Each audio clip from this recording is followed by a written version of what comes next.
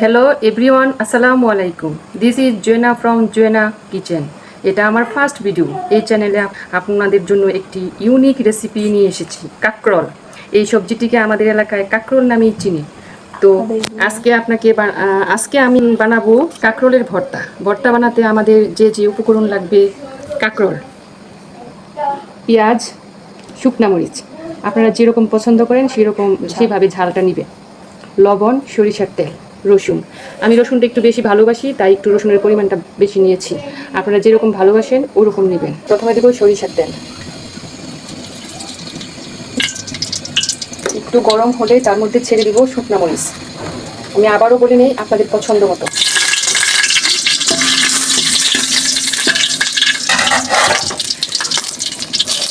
তার সাথে রসুনটাও দিয়ে দিব। রসুনটা আমি পুরা ছিঁড়ে দিলাম, আদা ছিঁড়ে দিলাম, দিয়ে দিলে খেতে ভালোবাসেন।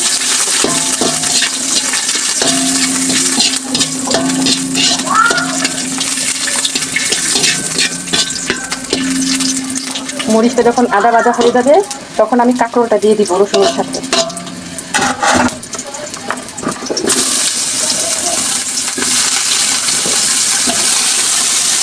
কাঁকরোল শরীরের জন্য খুবই উপকারী, সবাই খেতে চায় না। এভাবে যদি একটু যত্ন সহকারে বানিয়ে নেন, তো সবাই খাবে, পছন্দও করবে।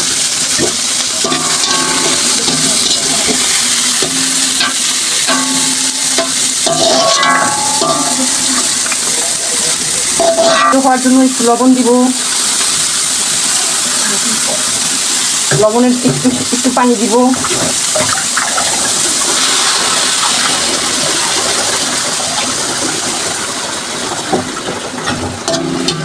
চুলাটা একটু লো লেভেলে নিয়ে ঢেকে দিব। ঢাকনা খুলে নাড়াচাড়া করে দেখবো সিদ্ধ হয়েছে কিনা। আর 2-3 মিনিট সিদ্ধ হলেই হয়ে যাবে আমাদের ভর্তা।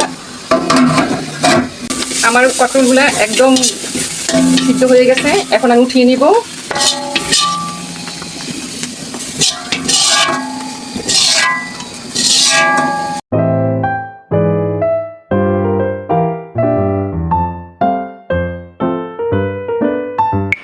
এখন আমি কাঁকরোলের ভর্তা কিভাবে বানাতে হবে সেটা আপনাদেরকে বলে দিব, দেখিয়েও দিব। দুইভাবে বানানো যাবে, শিলপাটায় পিষে আবার হাতে কাছলিয়ে।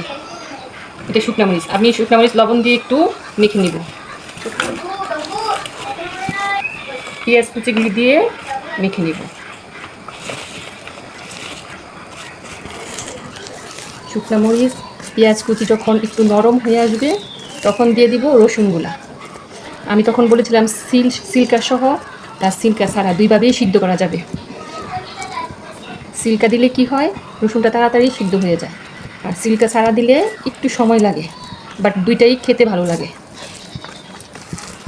যখন রসুন, পেঁয়াজ, শুকনা মরিচ একদম নরম হয়ে যাবে, তখন সাথে আমি দিয়ে দিব কাঁকরোল, যে সিদ্ধ করে রেখেছি সেই কাঁকরোলটা। এটা আপনারা শিলপাটায় পিষেও করতে পারবেন, হাতে মেখেও করতে পারবেন, যার যেভাবে ভালো লাগে সেভাবেই। ভর্তাটা যখন পিষে একটু সরিষার তেল দিবেন, কি যে দারুণ লাগবে, মনে হবে এটা একটা অমৃত খাবার। এভাবে একবার করে দেখেন, আপনাদের সবার ভালো লাগবে।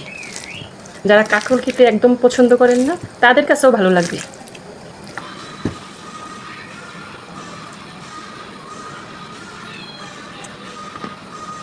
আমরা যখন এইভাবে খেতে বসি, তখন আমার আব্বার কথা অনেক মনে পড়ে। আমার আব্বার খুব পছন্দের খাবার ছিল এটা। যখন আমার আব্বা এখন নাই, মারা গিয়েছেন, অনেক দিন হয়েছে, তারপরে যখন আমরা খেতে বসি, আব্বার কথা মনে পড়ে। আব্বার অনেক একটা ভালো পছন্দের খাবার ছিল। আমরা যখন সবাই একসাথে বসে খাবার খেতাম, তখন আব্বা অনেক গল্প করতো। এখন খেয়ে দেখি কেমন হয়েছে। মাশাআল্লাহ, খুবই মজা হয়েছে। যদি আপনারা ট্রাই করেন, আমার কাছে ভালো লাগবে। এটা আমার প্রথম ভিডিও। যদি ভালো লেগে থাকে, আমাকে সাবস্ক্রাইব করে, কমেন্ট করে পাশে থাকবেন, আমার জন্য দোয়া করবেন। আসসালামু আলাইকুম।